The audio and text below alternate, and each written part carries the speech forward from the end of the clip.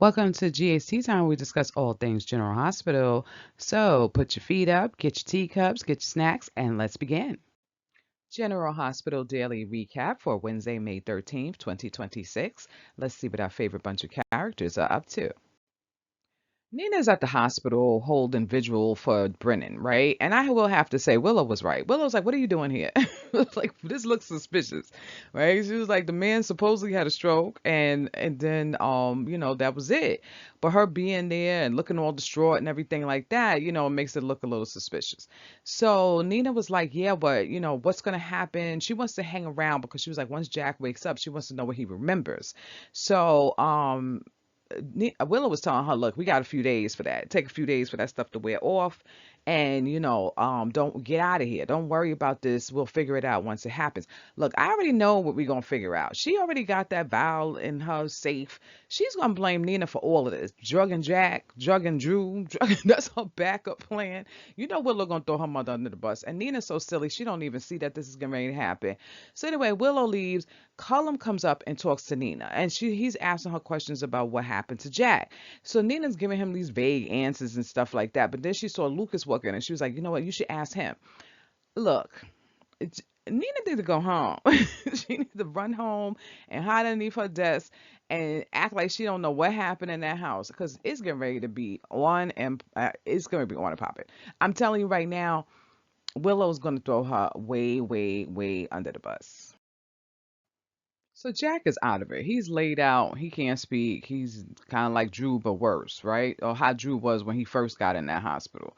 So Britt is looking at him, and Britt is just like, help, right? You said you was gonna help me. You was gonna, take care of Sidwell and all them, and you laid up in this bed. So she was just like, I got to do this myself, and she was like, I got to protect Rocco. So she went on outside and left it, right? Later on, Cullum was trying to get some information from Lucas about Brennan. So Lucas, like at first, he was like, I'm not giving you no information. You're not family. But because Brennan is part of that WSB, he don't have no family, which is insane. I said, this man ain't got no family. He ain't got nobody to look in on him. So he gave Cullum power of attorney, which is insane too, right? So Lucas had no choice. He had to give him information on Brennan, but he gave him some vague information. Britt ran up and she was like, "Oh, you know what? You got a patient that needs you in blah blah blah. It's an emergency." So she was able to get Lucas away from Cullum. And while they're over in the corner, Britt and Lucas are talking, and he did tell Britt that for a second he was thinking about um telling Sidwell that Cullum was responsible for Marco's demise.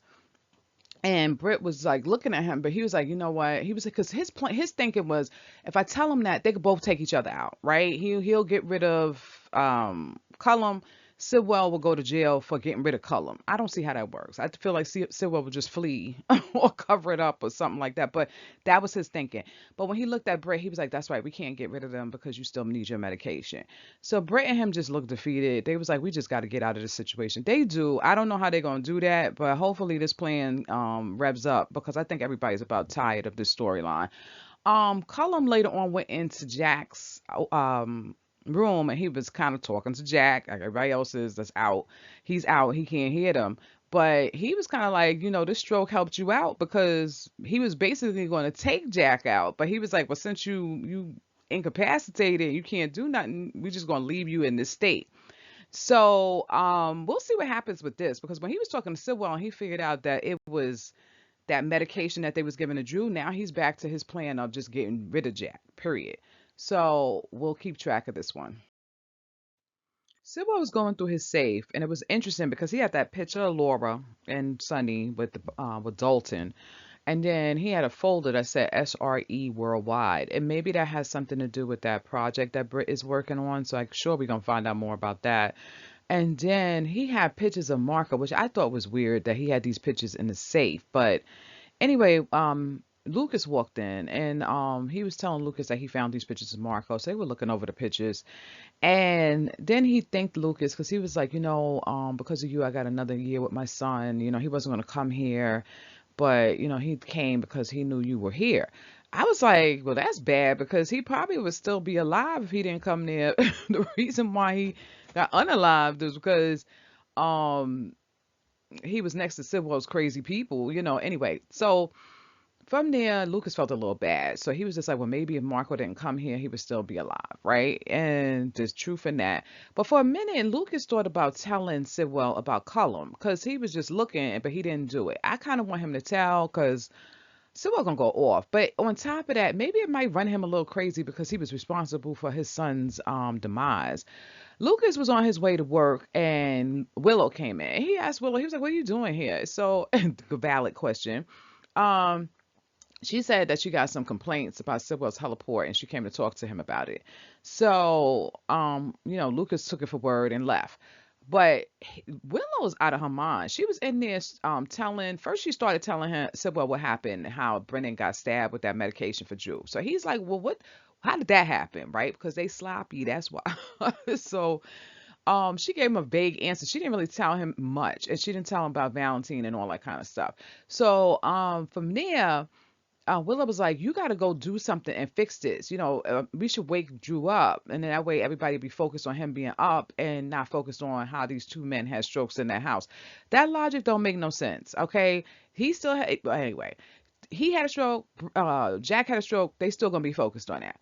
Brennan wasn't going for it. He was like, no. And he said, then on top of that, they're going to be looking at the congresswoman that was, drugging her husband. So she's kind of threatening Brennan, and threatening Sidwell, and kind of was just like, you better do what you got to do because you're going to go down with me. I said, girl, you don't know who you're talking to. That man will get rid of you, Drew, and everybody else in their house, the kids too, right? So leave him alone. So Sidwell kind of shut that down. He was like, look, you work for me. You take orders for me. Don't be sitting here threatening me. So Willow got quiet real fast, right? So she was out. Cullum came in later, and he updated Cullum on why Jack is out like that, right? That he didn't have a stroke.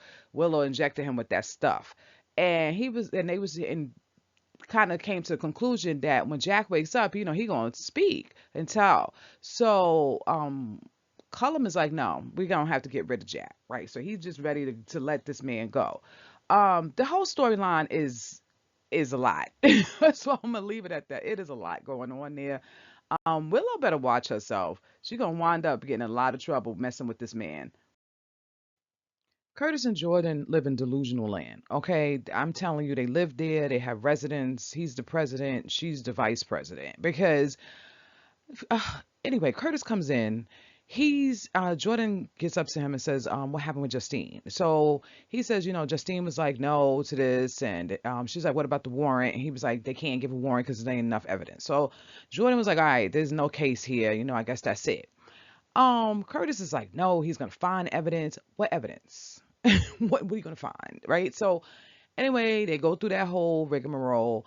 And then at the conversation shifts a little bit and he starts talking to Jordan about her bandages. I noticed you haven't left the house. Your bandages still on. Doctor told you could take them off. And, Jordan was like, yeah, but she's been having a hard time. She's been being a coward. So she took the bandage off. She's looking in the mirror and she took the bandage off and she's like, that's it. I want the other driver to pay for what they did to me. You did this to yourself. That's all I'm going to say on that. I'm going to leave it alone. But this storyline is crazy. They need to get out of this. It's not right. But other than that, I think I'm gonna do one of those my little feature videos on Curtis villain arc because I could see this getting ready to happen. He already said, he gonna find some evidence. We gonna find evidence. There ain't none. It's just like this is so stupid. But anyway, I told you I was gonna keep it short. That's what happened with that. Isaiah came home and he was telling Portia how Justine had called him and asked him some questions about that accident between Curtis and Jordan. But then he said he realized that, they was looking at him as a suspect. So Portia was like, oh, that's crazy. She didn't believe it. But then as he started progressing along with the story and saying, he was on that road when the accident happened because he had to get to his patient and the thing with his car and stuff like that, he was like, it does, Portia was like, yeah, that does look a little suspicious, but she doesn't believe that he had anything to do with that. No one should believe he had anything to do with this. He's a doctor, right? So, I mean, on top of that, he's not some degenerate doctor. He should know that he would have stopped and helped and all that other stuff, but whatever. Um, he was telling Portia that he thinks Curtis is the one that's pushing for this. Portia does not want to believe this. She wants to keep the peace. She was like, this is the best place she's been in, and everybody's on board with this baby, and she doesn't want to believe that Curtis has anything to do. Girl, bye. This is over. Like this, he is going to cause such havoc. Curtis is going to go out of his way to make this look like Isaiah did this. So Portia might as well get over the whole situation of we all in a good place. Because at the end of everything, she was telling Isaiah, oh, I'm so happy because I'm having my baby shower. And I invited Jordan and we all going to be together and it's all going to be great. No, it's not. It's not. It's not. She need to get ready for this because the nonsense is getting ready to happen. I'm tired of Curtis and Jordan. They need to look in the mirror and blame themselves and move on. That's it. I'm talking about this no more. Chase and Brooklyn were meeting up with Alexis just to discuss their options because they're telling her they confirmed that they want to adopt baby Phoebe. So Alexis is telling them that the process is not going to be easy, that they're going to be under a microscope. They have to start out first by looking for baby's Phoebe's family with the private investigator. And she was just like, is there anything you want to tell me? Now is the time to tell me because, once this process starts, you don't want anything to stop it. So Brooklyn looking off because she thinks she's part of caused that accident with Jordan. They didn't. No one caused this accident. It's just like I'm so crazy because I'm like she wants to adopt this baby, and all this might halt that because for this non-accident, right? So anyway, they both said no, they don't have nothing. We know Chase gonna have something real soon, right? Because Michael is setting him up. So Christina and Ethan are at the other table, and they like looking at this. Ethan had called Christina over to ask for help about with Rick because he thinks that after that whole situation that happened with Rick, Rick is going to be really gunning for him. Because Sonny sent him out to go look in on what Rick was doing. Rick should not take it out on Ethan. It's not Ethan's fault. But anyway, um, they went over to talk to Alexis and Brooklyn and Chase and stuff like that. And Christina, Brooklyn was asking her, do you want to hold the baby? And Christina thought about it for a second, but she did hold the baby, right? So after that, they went back to the table. Here go Christina. It's a lot of people on General Hospital that live in Delulu land. Like they literally live in a delusional universe. So she goes in and starts telling Ethan about her baby. I was like, did you leave out the part about how you was a surrogate and that baby belonged to your sister and her husband? But no, okay, right, okay. That wasn't her baby. That's all I'm going to say on that. That's it. So we all know. Oh, the other thing I wanted to say, I think that baby is Ethan's, right? Because the way he was looking at her, he didn't want to hold her, things like that. Now, I'm on the fence because if that's Ethan's baby, the baby belongs with Ethan. But Ethan lives a wild lifestyle. I don't know how he would be able to take care of this baby. I feel like he should let them have that baby. This is my feeling. Let them adopt the baby, and he comes in and checks in on his child until he's ready to actually settle down. I can't see Ethan settling down. Or he gonna strap this baby to his back while he does cons. That's not gonna be right. So if that is his child, I can't see him keeping her like that. His mother's a con artist too, so I can't see her taking the child. So I don't know. We'll see what happens with this. But yeah, that was basically it. We all know this is going to implode because Brooklyn with that whole accident thing and Chase getting ready to, he gonna sleep with Willow. We know that's happening. So I don't know. Baby Phoebe's future is in the balance.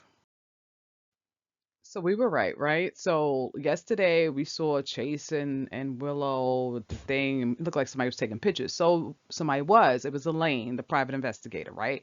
So she came up to Michael's office and she was showing him what she had. She had these pictures of, Chase and Willow on the bench and stuff like that. It's funny. Elaine said if they not sleeping with each other, they'd be sleeping with each other soon enough. She see it, right? She see it.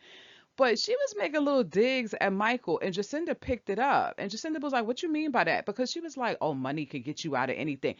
You want to get paid, right? You need to keep your digs to yourself. At first, I thought she was talking about Jacinda, because Jacinda's lifestyle from before. But no, she was talking about Michael because she believes that Michael was the one that, tried to pow Drew or pow Drew, whatever. So Michael ain't concerned about that because when Jacinda brought it up, he was like, no, I'm not concerned about that. All I want to do is get this going. Because he was like, once he told Jacinda the whole plan, like, he going to make it look like, not even make it. They probably going to sleep together. It's going to make her not a credible person because once they see that this congresswoman is cheating on her husband with this police officer that helped her cover up the case or hide evidence or whatever he was doing, it's gonna make the whole situation look bad. So Jacinda was like, she get it now, such and such. The pictures of Chase and stuff are sitting on Michael's desk. Willow burst in the office and was just like, Michael, I got to talk to you. What she got to talk to Michael about? What? I don't even know what she got to talk to him about.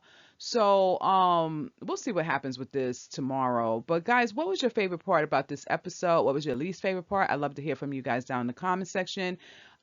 Leave us a thumbs up, smiley face, encouraging words are always welcome. And don't forget to hit that bell notification and the like and subscribe because it really helps the channel. And thank you for joining us again at GHT Time. Till next time, bye.